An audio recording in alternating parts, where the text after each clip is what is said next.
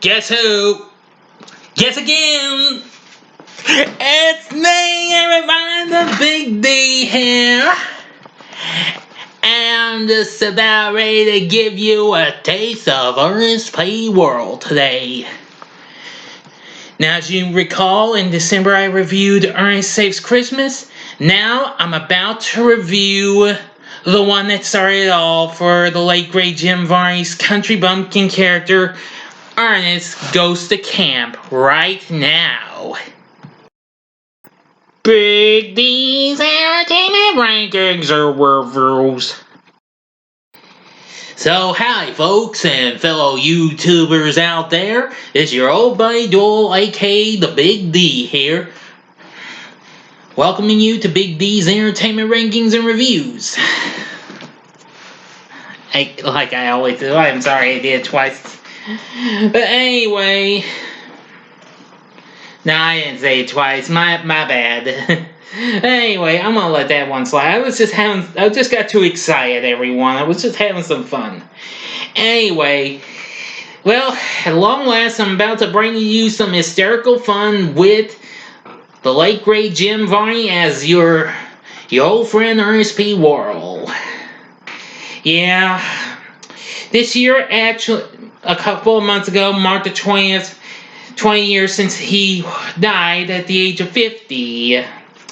So, I'm about to bring to you a review of the first ever Ernest movie, even though after he made a slight appearance in the end of the, underrated Dr. Otto and the Riddle of the Gloom Bean, which I will review that, but that's going to be saved for last, since it's a factual Ernest movie, even though Ernest is in the last bit of it. But anyway, I'm about to bring to you a review of Ernest Goes to Camp from 1987. Ernest Goes to Camp, which was directed by John R. Cherry III, who, of course, worked with Ernest, of course, of Camden and Cherry Productions, who did all the Ernest commercials and what have you. The film was originally released by Touchstone, who would, of course, go on to do other 3-hour movies, along with the M-Shell Producers Company, who would actually produce all the Ernest movies, even after Touchstone stopped releasing. Anyway, now, of course, we have Jim Varney in the title role of Ernest P. Worrell. Well, now, let's get ready for this story.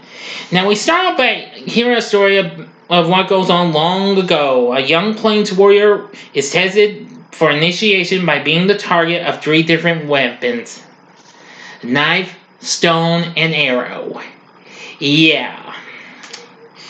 So anyway, that's what we see. Now we go to many centuries later, at Camp Kikiki, where our friend Ernest P. Worrell is, of course, the maintenance man. Well, but he hopes to become a counselor one day. And apparently, he's off to doing sorts of odd jobs with this here crazy golf cart that goes off round sometimes and what have you. So, he's off to unplug the toilets and what have you. Before he does, ew. I'm not quite that close to get to doing that like Jim Varney did, but he's done that. I can do it. I can do some of it. Oh, that's a little better, but okay, enough said. He gets in all sorts of predicaments and what have you. Well, apparently he becomes a valuable addition to the staff, skilled at Plains Indian Sign Language, so I could communicate with, the old Indian, played by Iron Eyes Cody in his final performance, and that's courtesy of his granddaughter, Nurse St. Cloud, played by Victoria Racimo. And of course, Chief St. Cloud, her grandfather, is the owner of the camp. Well, apparently, he's meeting with Nurse St. Cloud, and it's time for his yearly shot, and once again, he's just yelling out so much, and just, Yeah. If you know Ernest, you'll know that he is a real character. So, now he's really up to a bit of a challenge.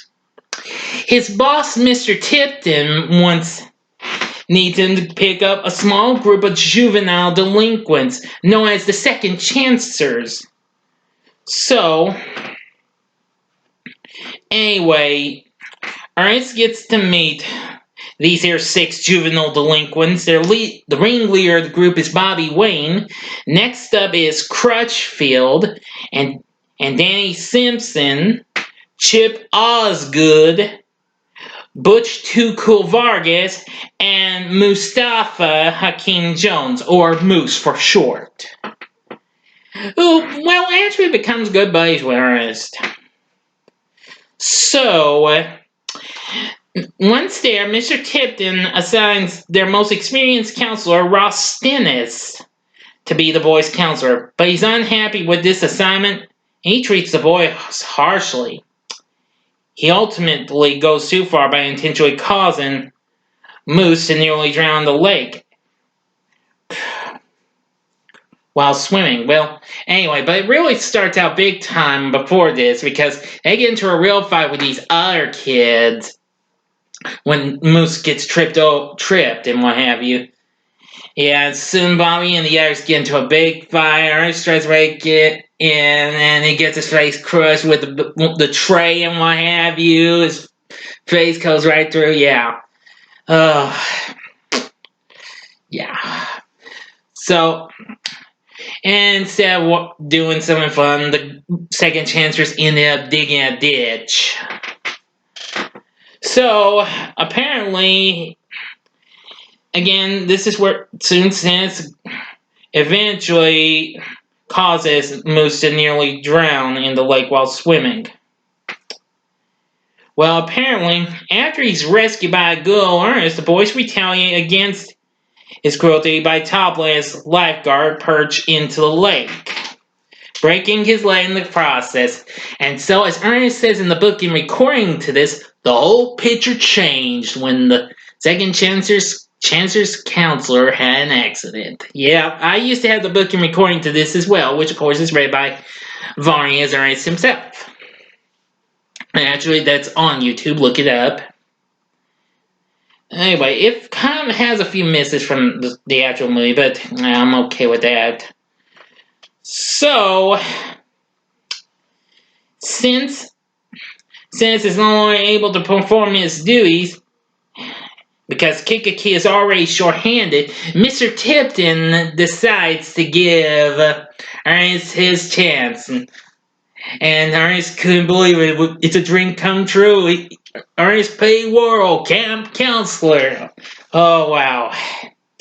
He could not believe this. This is so cool. Now, meanwhile, in another section, not too far from Camp Kikiki, the Crater Mining Company is trying to mine a mysterious element called patricite, right where Kikiki is, but Chief St. Cloud refuses to sell. So, they want to buy up all the land. So anyway, once the Second Chancers are with Ernest, the fun really begins. I mean,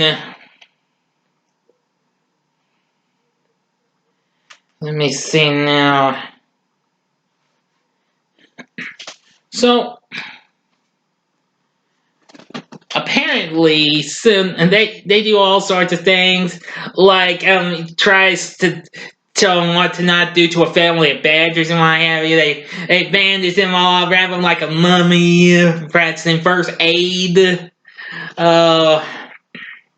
And even when he's making his own little machine-like thing for making barbecue, but something goes wrong, it starts dragging him to be dinner. You'll know what I mean when you see it. They even try to make Ernest feel better by giving him a plan. Nurse St. Cloud realizes it's poison ivy. And she's like, I'm afraid you're going to need another shot again. Ernest is saying, not again. Oh boy, I just couldn't get enough of this. Nurse St. Cloud's really upset now with the second chancers. So, later on, they start to show some respect during a campfire session where Nurse St. Cloud translates her grandfather's description of the warrior initiation ritual for his tribe. Now, the initiate must hold still while a knife, a stone hatchet, and an arrow are thrown or shot at him. The courage of the young warrior apparently alters the course of each weapon to prevent it from striking him. The second chancers decide to prove they're better than they can do a little bit of a better job than those other dudes, including one named Pennington and his gang, as they decide to build a teepee.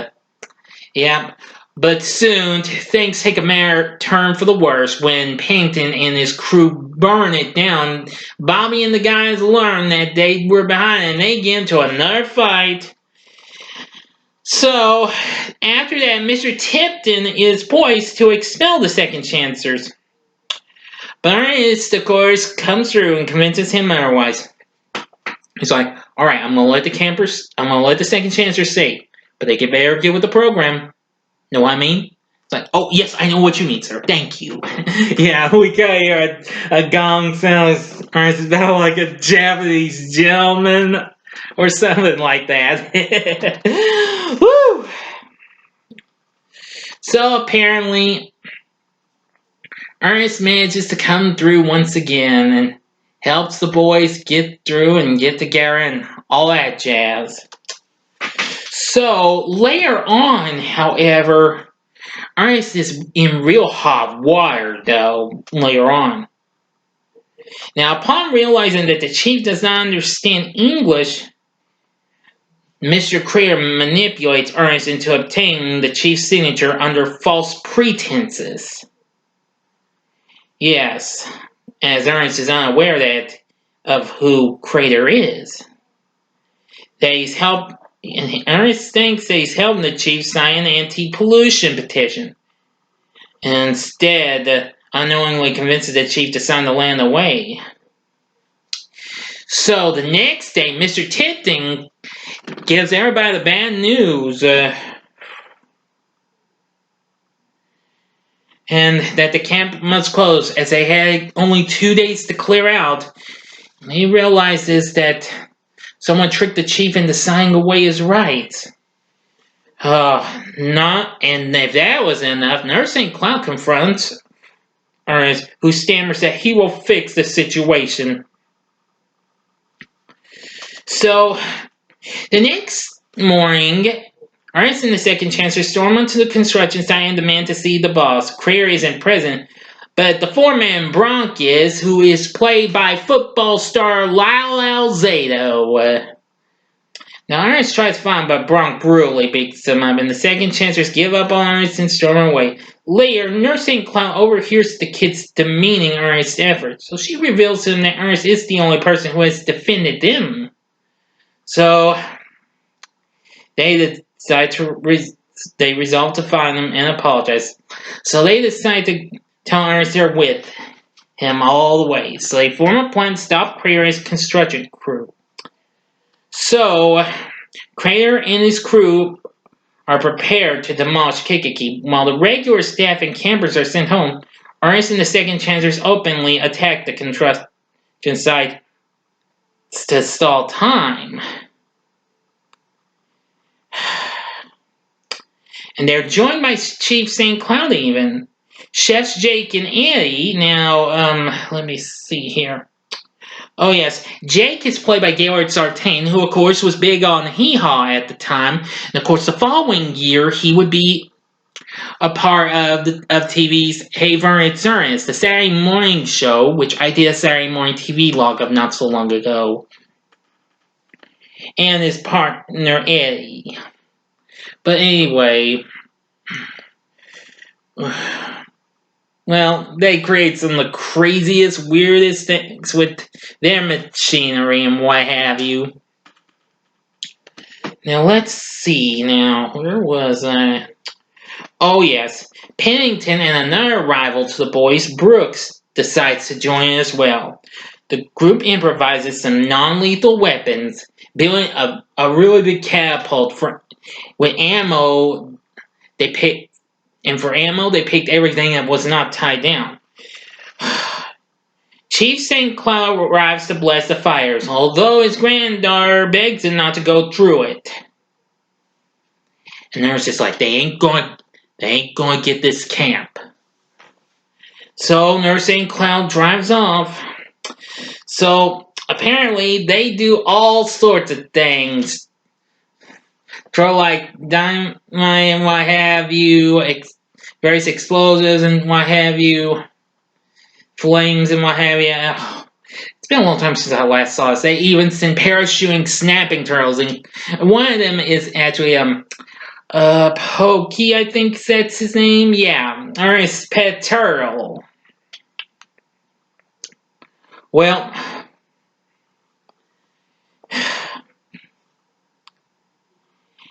and apparently it cripples the construction site's equipment, but Bronk has arrived in a bulldozer and destroyed several camp buildings.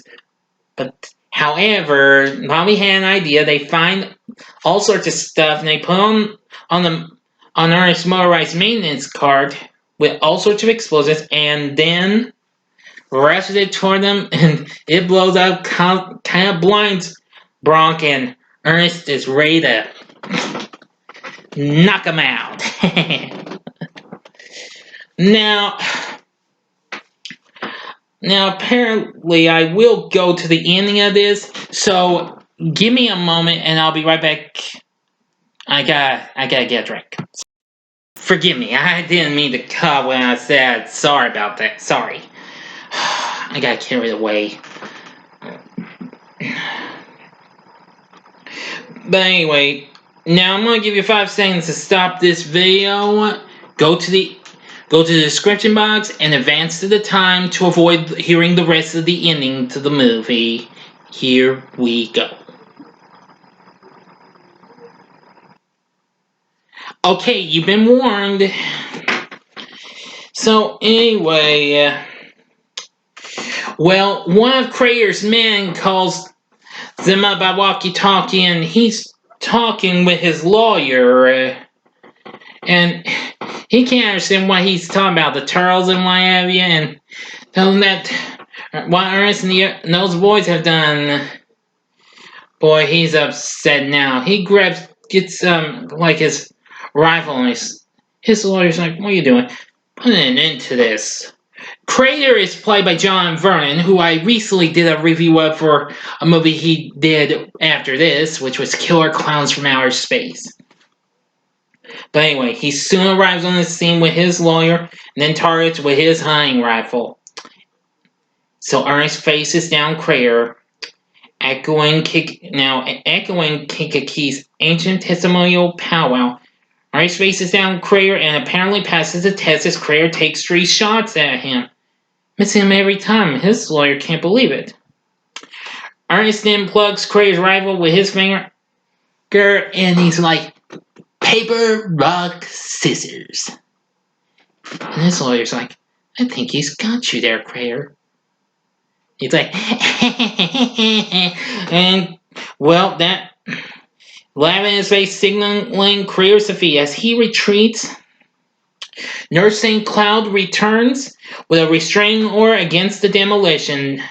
Henceforth, the miners had 1 hour to clear off. Well, Camp Kinkakee is once again back in business, operational with all the campers and a full staff on site, singing their little anthem, which of course is Happy Together, which of course that was a hit in the 60s by the band known as the Turtles. Well, Nurse St. Cloud thanks Ernest, offers him her congratulations for all he's done. and reveals that Claire was ultimately arrested for fraud. Saved the camp and helped the boys gain some self-respect.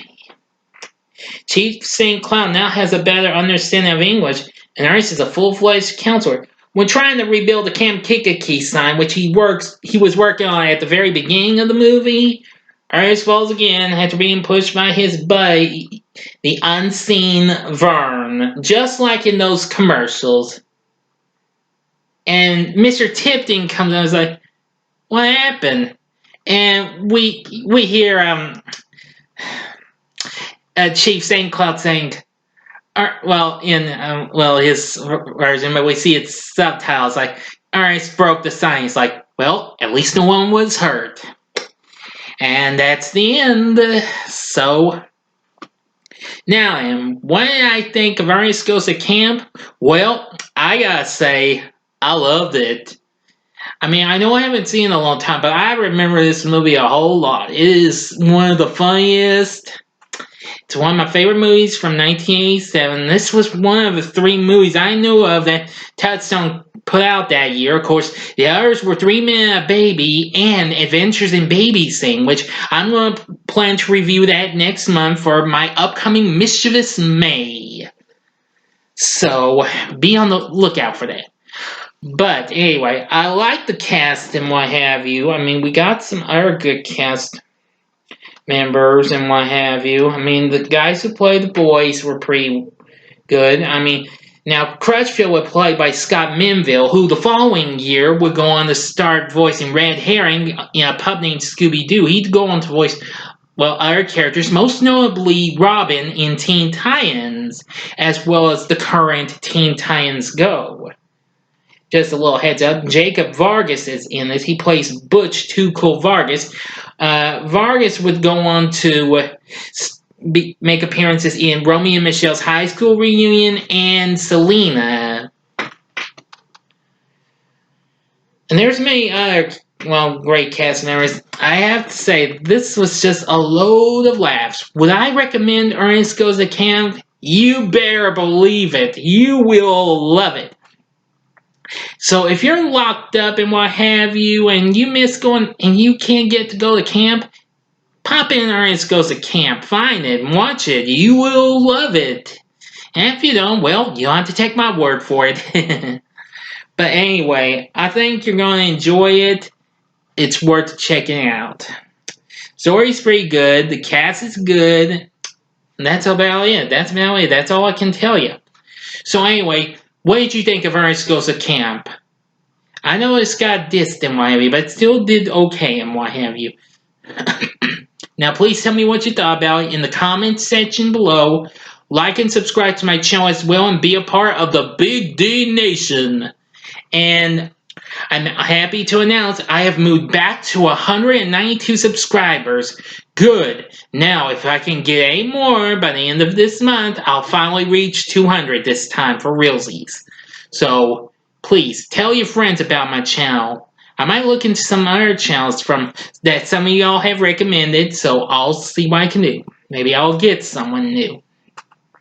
But anyway, join me again next time when now, though I usually take a day off this past month, there will be extra bonus reviews coming up. I'm going to have a special review coming up tomorrow, but I'm not telling you what it is, though. But I'll be back with more Ernest on Wednesday when I review Ernest Goes to Jail. And I'll do it. Now, if you liked what you saw, you can check out these other fun-filled things with Ernest. In the upper left-hand corner is my review of Ernest Saves Christmas, the second Ernest movie, which I did last December. In the upper right-hand corner is my Saturday morning TV log for Hey Vern, It's Ernest. Now, though Ernest Goes to Jail is mentioned in this, go to the bottom left-hand corner and see my review of RV with Robin Williams. Very underrated movie, but very funny, though. And the bottom right-hand corner is the button you can click to subscribe to my channel and experience more fun with more of the Big D. Thanks again for watching. Until next time, I'm the Big D saying, see ya. Know what I mean, Vern? Bye now.